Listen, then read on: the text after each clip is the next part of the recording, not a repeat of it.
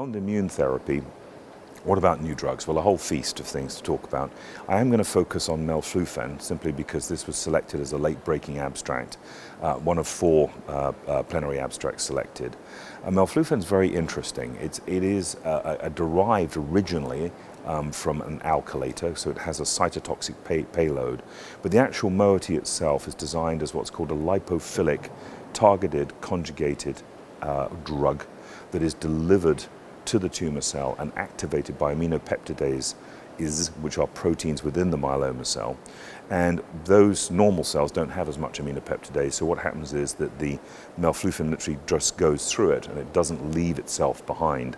In myeloma, when the aminopeptidases get their hands on it, they activate it, and then this very potent cytotoxic moiety drives into the nucleus and delivers its payload to the tumor.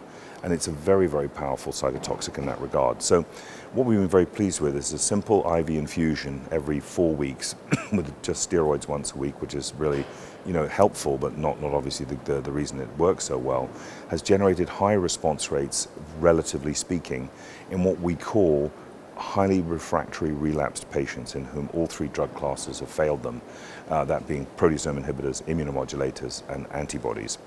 And what we did today was to show that the subset of patients with extramedullary disease are a very important group of patients.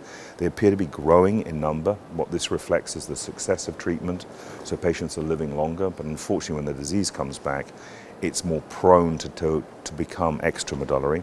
Just to explain that a little bit, that's not because the treatments are engendering it. It's more that that's the natural history of this disease. It begins in the bone marrow, but then it loves to go elsewhere. And when it goes elsewhere, it's very difficult to treat. So this study that we presented, the Horizon trial, really just looks at single-agent Melflufen with dexamethasone. So it's really a monotherapy. And in that population of patients, we're seeing around a 25% response rate for Melflufen dex in patients with IMD, as it's called. And that's actually probably the highest single-agent signal we've seen to date in this population.